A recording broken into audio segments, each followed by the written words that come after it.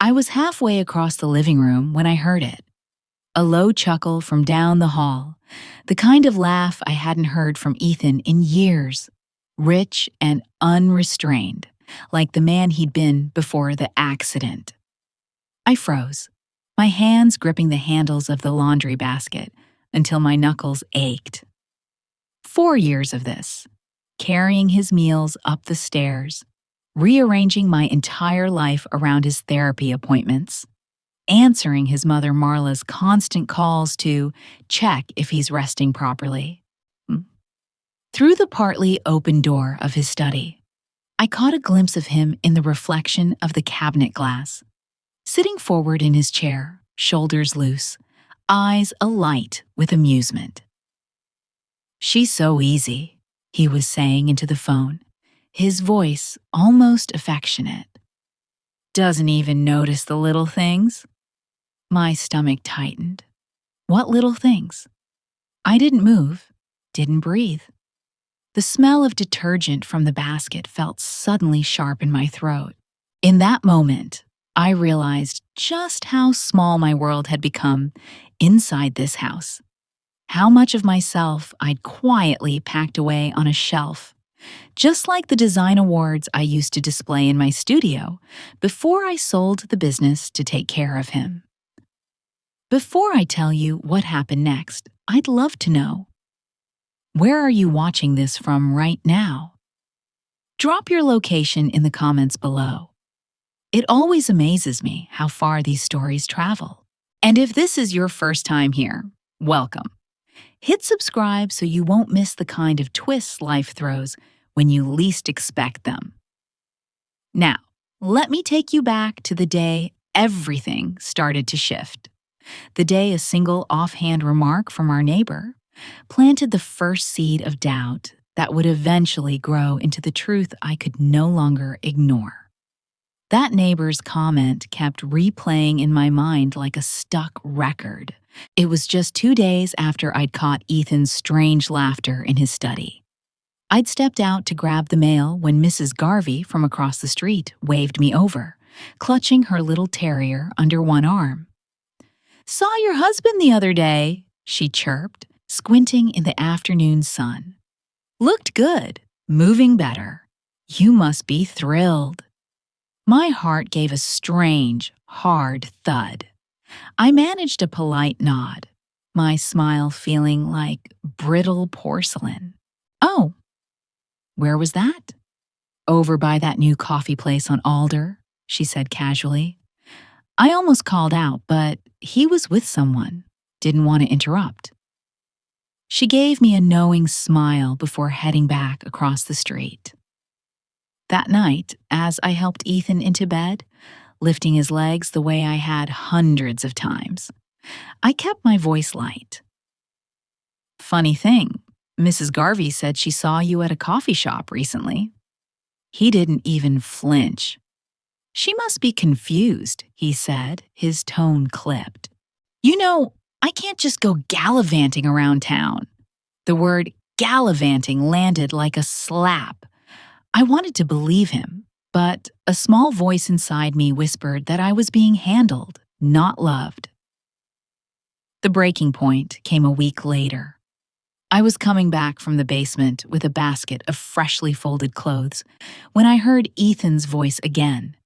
This time from upstairs, sharper, smugger. I climbed halfway before the words became clear.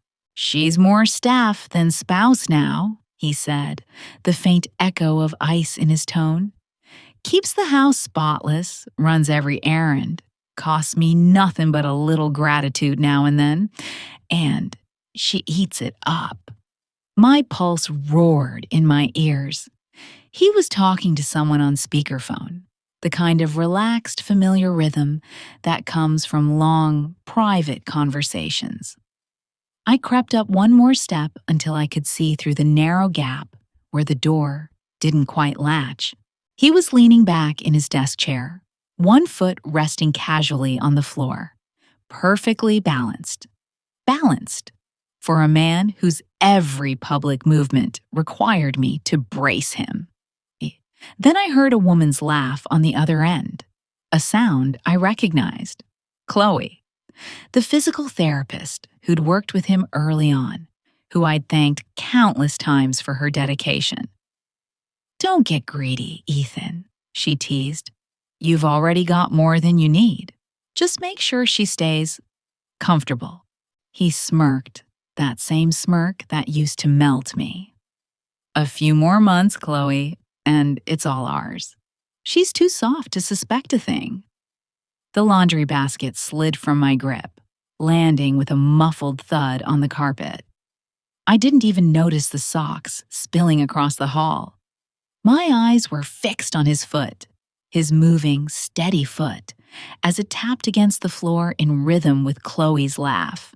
My mind was a kaleidoscope of images. The studio I'd closed, the road trips I'd canceled, the nights I'd stayed awake monitoring his breathing after surgeries he claimed he needed. All the times I'd bitten back frustration because he needed me to be strong. He hadn't needed me. He'd needed someone obedient enough to give up her life without asking why. I backed away slowly, careful not to make the floorboards creak. Downstairs, I sank onto the couch, my body rigid, but my hands trembling uncontrollably.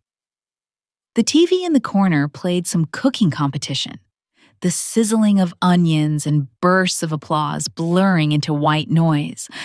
Somewhere between the pulse in my ears and the tightening in my chest, I realized I was holding my breath. I wanted to storm back upstairs and scream every accusation. I wanted to rip the phone out of his hand and make him admit it. But another part of me, the part that had designed entire homes by visualizing every possible flaw before it happened, told me to wait, to see, to know. When Ethan finally came downstairs, his chair rolling smoothly across the hardwood, he looked at me with faux concern. "You look pale," he said, pausing just long enough to seem caring. "Are you getting enough rest?" I forced a faint smile. "I'm fine, just tired." "Well, don't overdo it," he said, wheeling toward the kitchen. "You know, I can't manage without you." He didn't see the way my eyes followed his hands, steady, precise, unshaking, as he reached for a coffee mug.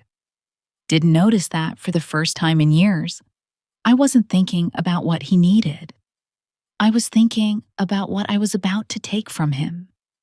That night, lying in bed alone in the guest room, his idea for better rest, I stared at the ceiling until the shadows shifted into dawn.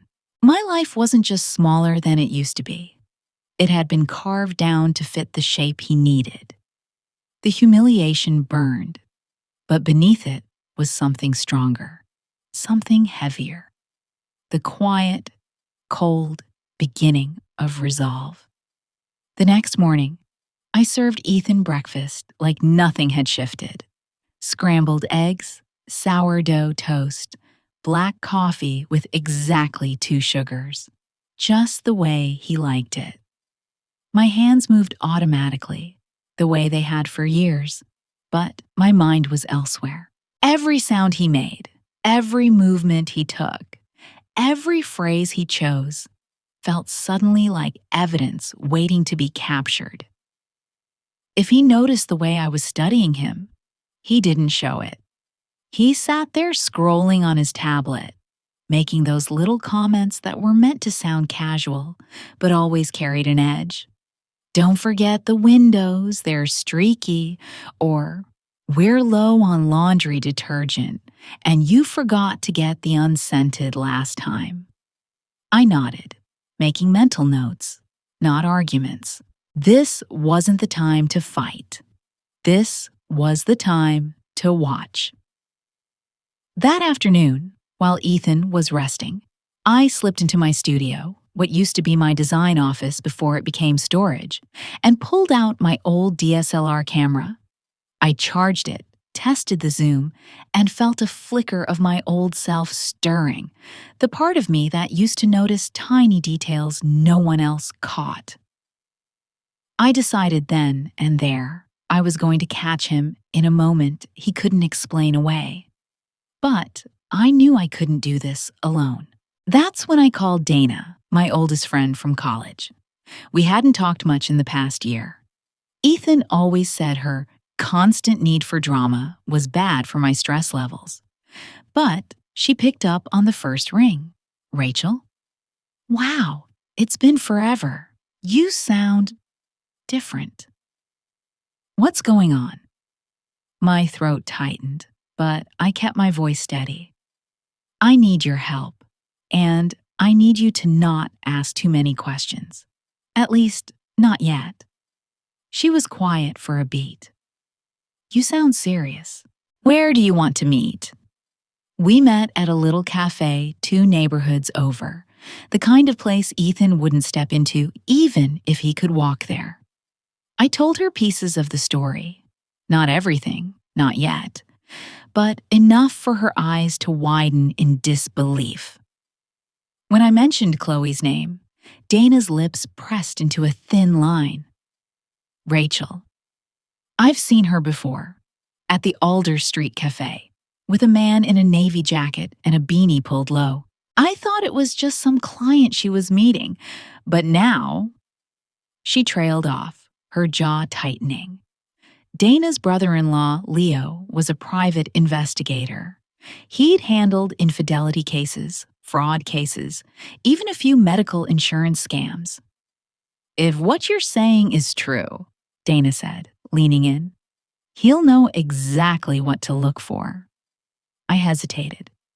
Bringing in an outsider meant this was real, that I was committing to an outcome I couldn't take back. But then I pictured Ethan's foot tapping against the floor, his voice dripping with condescension as he called me staff. My decision was made. That night, after Ethan went to bed, I called Leo. His voice was calm, professional. "The first thing you do," he said, "is stop letting him know what you're thinking. Play your role exactly the way you have for the past 4 years. And watch, listen, document." So that's what I did. For the next week, I carried my phone with the voice recorder app open anytime I was near him. I noticed patterns, the way he suddenly insisted I take longer grocery trips, the calls he made when I was out, the subtle relaxation in his shoulders when he thought I was gone. I even set up my DSLR in the kitchen window, angled toward the garage. On the 4th day, I caught it. Ethan stepping out of his wheelchair in the dim light, stretching his back, and walking to the workbench to grab something. No limp, no hesitation. I sent the footage to Leo that night. His reply was short but decisive. "This is enough to start. Keep going." By the end of the 2nd week, I had time-stamped recordings of Ethan laughing with Chloe, bank notifications showing large transfers to an account I didn't recognize, and a growing list of places Mrs. Garvey or other neighbors had spotted him. The more I gathered, the less I felt like a trapped, exhausted caregiver, and the more I felt like a strategist waiting for the perfect move. One night, after Dana and I reviewed the latest photos at her apartment, she looked at me over the rim of her coffee mug. "You know," she said, "you're playing this perfectly. He thinks you're the same Rachel he's been underestimating for years." I smiled, a small, tight smile I barely recognized as my own. "Good," I said, "because when this comes out, I want him to be just as shocked as I was." It didn't take long for Ethan to notice something. I was careful, so careful, still making his coffee exactly the way he liked it, still rearranging his blanket when it wrinkled wrong, still moving around the house with the quiet efficiency of a live-in nurse. But Something in my eyes must have changed, some tiny flicker of awareness that I couldn't hide. One Tuesday morning, he paused halfway through his eggs and gave me a long, searching look. "You've been distracted lately," he said, his voice deliberately light. "Is something on your mind?" I forced a small smile. "Just thinking about reopening the studio. Maybe taking on a few small projects." His fork froze midair. "And when exactly would you have time for that? Between my care, my appointments, and the house?" I shrugged, pretending it was a throwaway thought. It wouldn't be much, just something for myself. That was the first time in months I saw a flash of something in his expression. Not fear exactly, but calculation. He knew that me having something for myself was dangerous for him. By Thursday, Marla showed up at my door without calling. She came in with her usual cloud of perfume and a casserole dish wrapped in foil, setting it down on the counter with a clink. "We need to talk," she said, not even bothering with small talk. "Ethan says you've been thinking about going back to work. Is that wise? You've been under so much strain, dear." I could practically hear the subtext. A working Rachel is a distracted Rachel, and a distracted Rachel is easier to paint as unstable. "I'm fine, Marla," I said evenly, wiping my hands on a dish towel. "And a little work might help me feel balanced." She tilted her head, her smile tight. "Well, you do what you think is best. But remember, my son's recovery is fragile. It wouldn't take much for things to slip." After she left, I called Dana and vented. "He's using her to pressure me," I said. "If Marla's already in play, he's getting nervous." Dana was silent for a moment, then said, "Good. It means he knows something's coming, even if he doesn't know what." The next day, the biggest jolt yet, Chloe appeared at our door. I'd just come back from a grocery run when I found her standing in the entryway, a canvas tote slung over her shoulder, smiling like we were old friends. "Ethan asked me to bring some old equipment," she said brightly. "Thought it might help him stay flexible at home." Ethan, from the living room, called out, "Rachel, could you grab us some iced tea? We've got catching up to do." The casual tone made my skin crawl. I went into the kitchen, gripping the edge of the counter until my knuckles whitened. Through the doorway, I could see him, still in his chair, but leaning forward, animated, his hands gesturing as he spoke to her.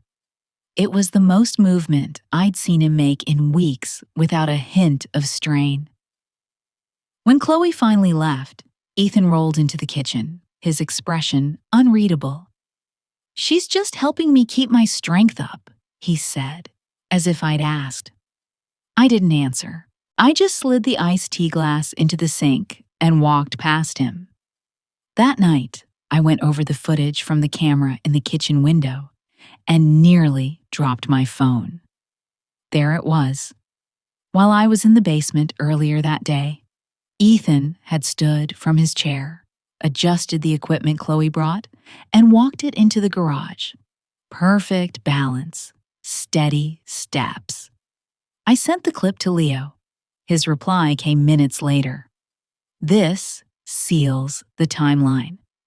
But there's another problem. You need to see this." He sent a screenshot of a bank statement, a joint account, ours, showing a $40,000 transfer to a numbered account in the Cayman Islands 3 days ago. "He's moving it faster now," Leo wrote.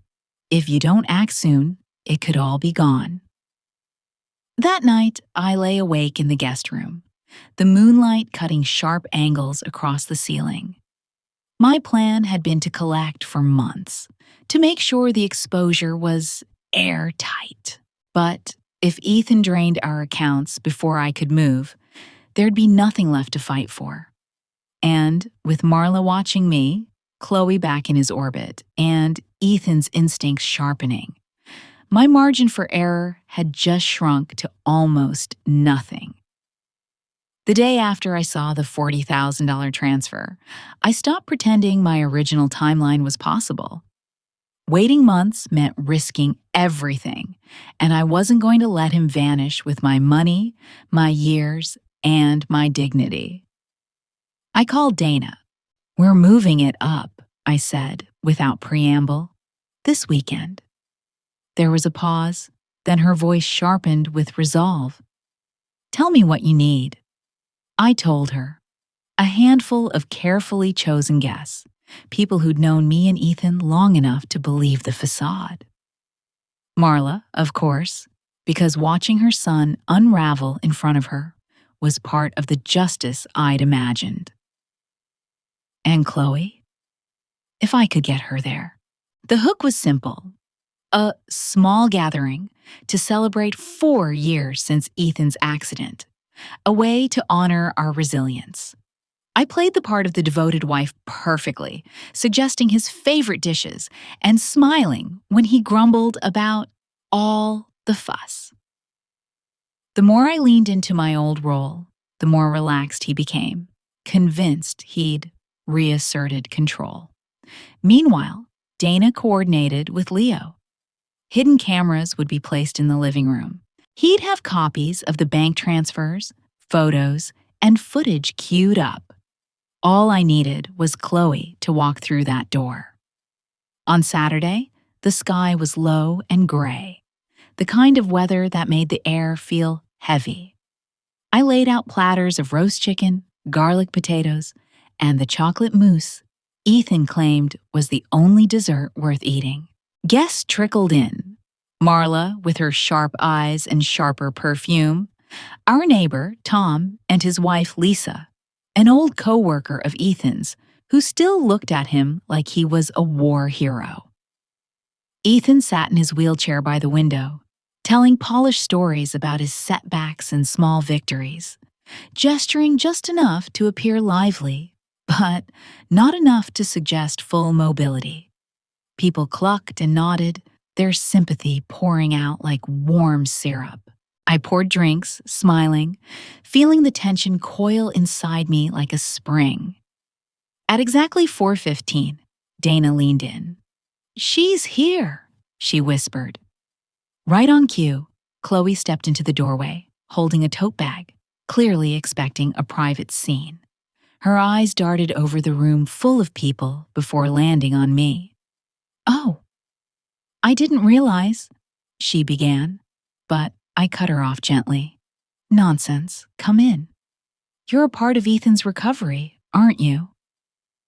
I turned to the group. "Everyone, this is Chloe, Ethan's former physical therapist." The air tightened. Marla's gaze flicked to her son, then back to Chloe. Ethan's polite smile looked like it was carved from stone. I moved to stand behind Ethan's chair, resting my hands on the backrest like a supportive spouse.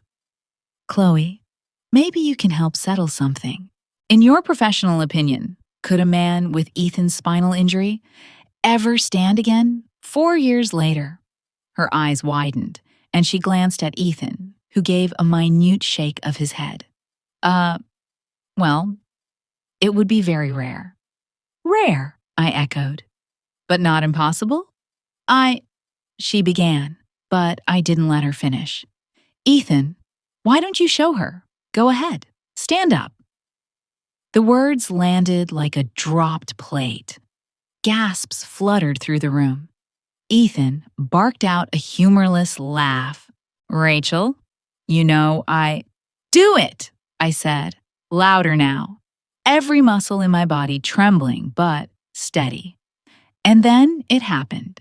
The instinctive shift forward, his hands pressing on the arms of the chair, his legs straightening just enough before he caught himself.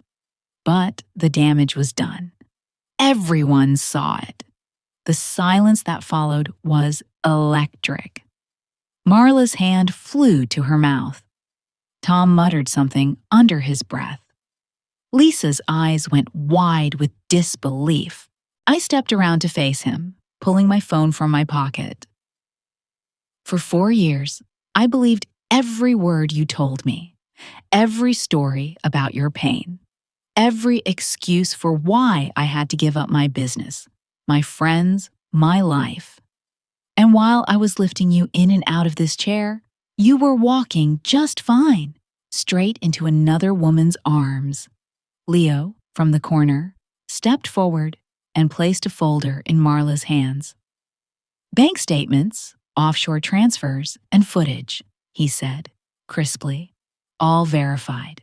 Marla's face collapsed as she flipped through the photos. Ethan and Chloe at restaurants, walking through parking lots, even unloading equipment together. She looked up at her son with tears of rage. "How could you?" she whispered. Chloe moved for the door, but Dana blocked her path. "Stay. This is part of your work too, isn't it?" Ethan's voice cracked. "Rachel, we can talk about this." "No," I said, my voice steady now. "I don't need to talk. I needed the truth. And now, everyone has it." The room erupted into murmurs, some people shaking their heads, others just staring at Ethan like they'd never seen him before. I turned and walked toward the kitchen, my heart pounding but my steps light, leaving him in the center of the wreckage he'd built with his own lies. The house felt different the moment the last guest left. Lighter, somehow, even though the air was still heavy with what had just happened. Chloe was gone before most people, her tote clutched tight, her eyes fixed on the floor. Tom muttered that he'd seen enough and ushered Lisa out, and Marla. She lingered in the doorway, folder still in her hands, as if its weight had finally sunk in. She looked at me, her expression hollowed out. I'm sorry," she said quietly. "I didn't know." I nodded, not trusting myself to speak. Whether she meant it or was simply stunned, I didn't care. It wasn't about her anymore. That night, Ethan didn't say a word. He stayed in his chair by the window long after dark, staring at nothing. I packed a small bag, moved it into the guest room, and locked the door. For the first time in years, I slept deeply, without listening for his voice or the sound of wheels in the hall. The next morning, I called a lawyer. She was sharp, efficient, and, most importantly, unimpressed by Ethan's disability. With Leo's footage, the bank transfers, and years of my documented caregiving, she said we could not only secure a divorce on favorable terms, but also press for restitution from the funds he'd siphoned. "He's committed fraud," she added. "You're not the only one he owes answers to." Ethan tried to talk me out of it that afternoon. "We can fix this," he said, finally dropping the patient act and walking into the kitchen like it was nothing. "You've made your point, but airing this out will ruin both of us." "No," I said, keeping my voice calm. "It will ruin you, and I'm fine with that." When the divorce papers were served, his arrogance cracked. He stalled, sent counteroffers, tried to paint me as mentally unstable. Exactly what Leo had predicted. But every time, the evidence dismantled his claims. Marla, faced with the irrefutable proof, testified on my behalf, stating that she'd seen him walk, unaided, years before. 3 weeks into the proceedings, the fraud investigation caught up to him. It turned out the insurance company had their own questions about his claims and the disability benefits he'd been collecting. The Cayman Islands account was frozen. By the time the court date rolled around, Ethan was a shadow of the man who used to order me around from his chair. When the judge finalized the divorce, I was awarded a substantial portion of the remaining assets, restitution for the fraudulent withdrawals, and sole ownership of the house. I didn't want the house. It was a monument to 4 years of lies, but selling it gave me the seed money to start again. Marla didn't speak to her son after that. She came by once, after I'd moved into my new place, and left a small box on my porch. Inside was a photo of me and Ethan from before the accident, back when I still looked like myself. Beneath it, a note in her spidery handwriting: "You deserved better than my son. I'm sorry it took me so long to see it." I put the box in a drawer and left it there. The apology didn't erase anything, but it was one less weight to carry. Within a month, I had leased a bright corner studio downtown and reopened Whitmore Design. My first client was a single mother who wanted her living room adapted for her son's wheelchair. The irony wasn't lost on me. Real care for someone who actually needed it. Every blueprint I drew, every room I reimagined felt like reclaiming a piece of myself Ethan had tried to strip away. And for the first time in years, I wasn't thinking about what someone else needed from me.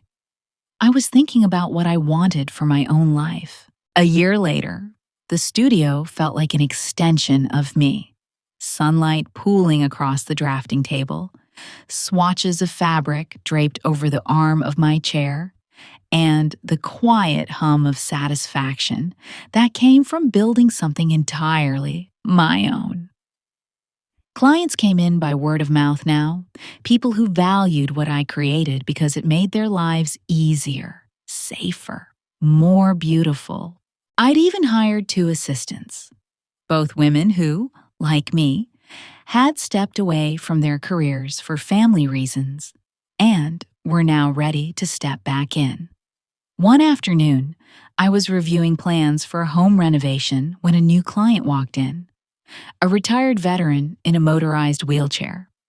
He shook my hand firmly and said, "I heard you design with people like me in mind." There was no pity in his eyes, no manipulation in his tone. Just the straightforward trust of someone who knew his needs and respected mine. As we discussed the project, I realized how different it felt to be in a room with someone whose struggle was real, whose story wasn't a weapon. That night, after the shop closed, I sat by the big window in my apartment and thought about the woman I'd been before Ethan's accident. Ambitious, optimistic, maybe a little naive, and the woman I'd become after. I'd spent years thinking love meant giving everything you had, even if it hollowed you out. But real love, whether romantic, platonic, or the love you have for yourself, doesn't ask you to disappear. It asks you to stand as you are, not as someone else needs you to be. Every so often, I still hear about Ethan. Word around town is that the fraud charges stuck, and he's working off debts while living in a much smaller place. Chloe left long before the trial ended. Marla never spoke to him again. It's not satisfaction I feel when I think about that. Not anymore. It's distance. The kind that says that's no longer my life to carry. I keep a single photo from my old life tucked into a folder in my desk. Not of Ethan, but of the day I signed my first lease for the studio. I'm standing in an empty room, paint swatches in one hand, a clipboard in the other, smiling in a way that feels entirely my own. That's the picture I want to remember. The moment I realized freedom isn't just about leaving something behind. It's about creating something worth walking toward. If there's one thing I've learned, it's this. You can survive being underestimated.